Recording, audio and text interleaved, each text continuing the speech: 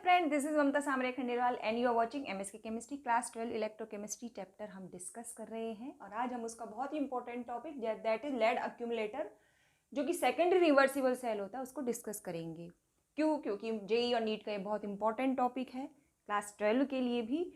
तो इसमें during charging and during discharging cathode और एनोड पे जो हाफ सेल रिएक्शंस होती हैं, इनसे जेई में क्वेश्चंस पूछे जाते हैं, तो उन क्वेश्चंस को भी हम करेंगे। तो जब पावर चली जाती है तो हमारे घर का जो इन्वर्टर है ना, वही लेड अक्यूमुलेटर है। तो पावर चली जाती है तो इन्वर्टर क्या करता है, हमारे घर में इलेक्ट्रिसिटी सप्लाई करता है। तो जब पावर चली जाती है तो उस समय क्या होता है, केमिकल एनर्जी इलेक्ट्रिकल एनर्जी में चेंज हो रही होती है। तो मतलब during discharging are inverter act as galvanic cell, और जब पावर आ जाती है तो इन्वर्टर चार्ज होने लग जाता है। So during charging or inverter और lead accumulator act as electrolytic cell. तो इसकी कैथोड और एनोड पर होने वाली रिएक्शंस को समझने से पहले हमें लेड अक्यूमुलेटर के कंस्ट्रक्शन को समझना होगा, तो ब्रीफ में समझ लेते हैं। So let's talk about the construction of lead accumulator. तो यहाँ पे एक acid proof non conducting vessel ली जाती है जिसमें 38% H2SO4 सॉल्यूशन होता है, जिसकी स्पेसिफिक ग्रेविटी 1.28 होती है। पॉजिटिव इलेक्ट्रोड और cathode consist series of lead plates coated with lead dioxide which are connected together. इसके अलावा जो नेगेटिव इलेक्ट्रोड होता है जिसे हम एनोड कहते हैं, it consist series of lead plates connected together. So the negative and positive plates are arranged alternatively in the electrolyte that is H2SO4 solution. तो बात करते हैं हाफ सेल्स की ड्यूरिंग डिस्चार्जिंग। और डिस्चार्जिंग में हमारा जो लेड एक्यूमुलेटर है वो गैल्वेनिक सेल की तरह काम करता है। लेड की जो प्लेट्स होती हैं वो एनोड की तरह काम करती है, और लेड डाइऑक्साइड की जो प्लेट्स होती है वो कैथोड की तरह काम करती है। तो एनोड पे क्या होता है, यहाँ पे लेड कन्वर्ट होता है, पहले यहाँ ऑक्सीडेशन रिएक्शन होती है। So this is oxidation reaction, और फिर होता है लेड +2 प्लस सल्फेट -2, और ये कन्वर्ट हो जाता है लेड सल्फेट में। तो इस हाफ सेल को हम, इस हाफ सेल रिएक्शन को इस तरीके से हम लिख सकते हैं, lead plus sulphate -2, lead sulphate +2 electron. अब ये क्या है, एनोडिक हाफ सेल रिएक्शन। ठीक है, so this is half reaction at anode.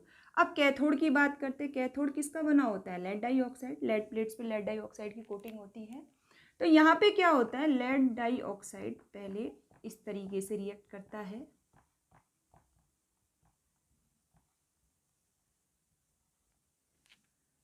ठीक है। तो यहाँ पे बनता है, ये सल्फेट यहाँ पे पहले स्टेप में नहीं आएगा, तो यहाँ पे बनता है लेड +2 + 2H2O। और सेकेंड स्टेप में क्या होता है, ये जो लेड +2 है ये रिएक्ट करता है सल्फेट आयंस के साथ और बनता है लेड सल्फेट। ओके, अब इस हाफ सेल रिएक्शन को लिख देते हैं हम, यहाँ से इससे ये कट हो जाएगा।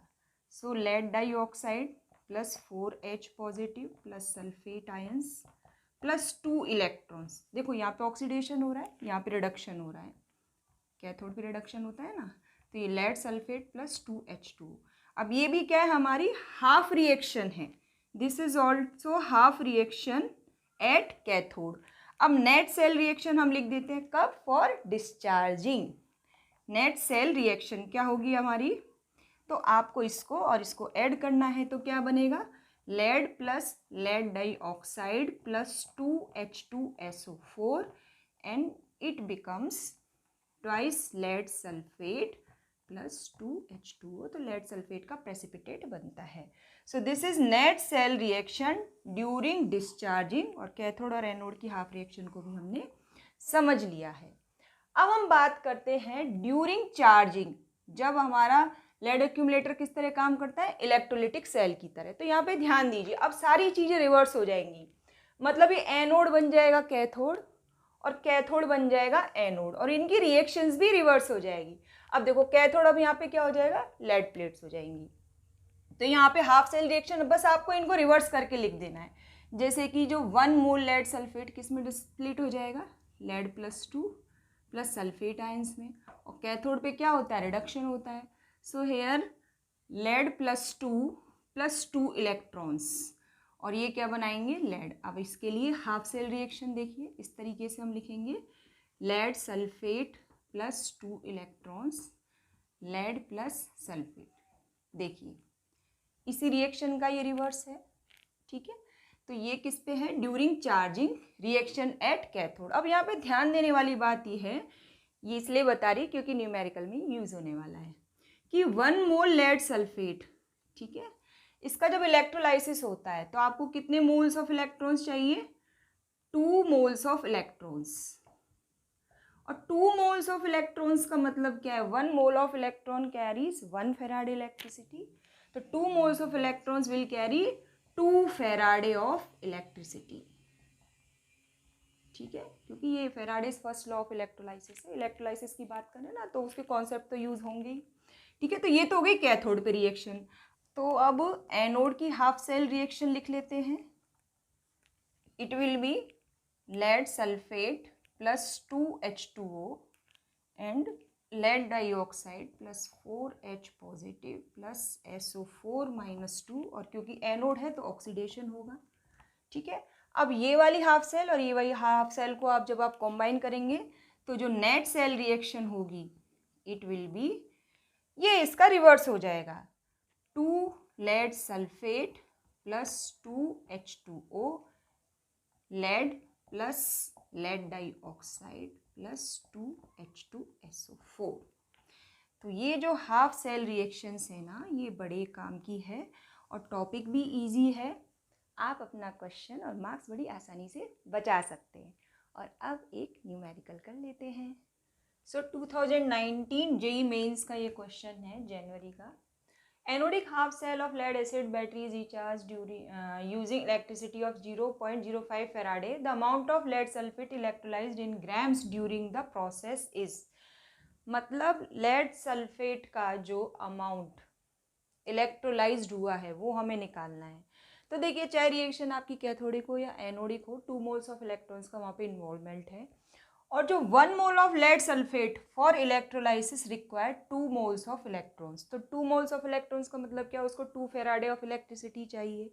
और आपको थोड़ा सा ये कॉन्सेप्ट को समझना है तो हमारे फेराडेज लॉज ऑफ इलेक्ट्रोलाइसिस वाले वीडियो को आप जरूर देखिए, लिंक डिस्क्रिप्शन में दिया हुआ है, आपके सारे डाउट क्लियर हो जाएंगे रिगार्डिंग प्रोडक्ट ऑफ इलेक्ट्रोलाइसिस और the amount of substances gained at electrode during the electrolysis। तो 1 मोल ऑफ लेड सल्फेट के लिए हमको कितना चाहिए, 2 फेराडे ऑफ इलेक्ट्रिसिटी। तो बस यूनिटरी मेथड अप्लाई कीजिए। 2 फेराडे इलेक्ट्रिसिटी रिक्वायर किसके लिए, 1 मोल लेड सल्फेट मतलब 303 ग्राम्स लेड सल्फेट के लिए। तो 1 फेराडे के लिए 303 डिवाइडेड बाई 2, और 0.05 फेराडे कितने लेड सल्फेट को इलेक्ट्रोलाइज करेगा, it will be 303 2 into 0.05 Faraday grams. It will be equal to, it will be around 7.575 gram, almost equal to 7.6 gram. तो 0.05 फेराडे से 7.6 ग्राम लेड सल्फेट इलेक्ट्रोलाइज होगा। तो option is B. So this is all about the cathodic and anodic reaction during charging and discharging for lead accumulator. So thank you for watching. बने रहिए हमारे साथ, keep watching MSK Chemistry.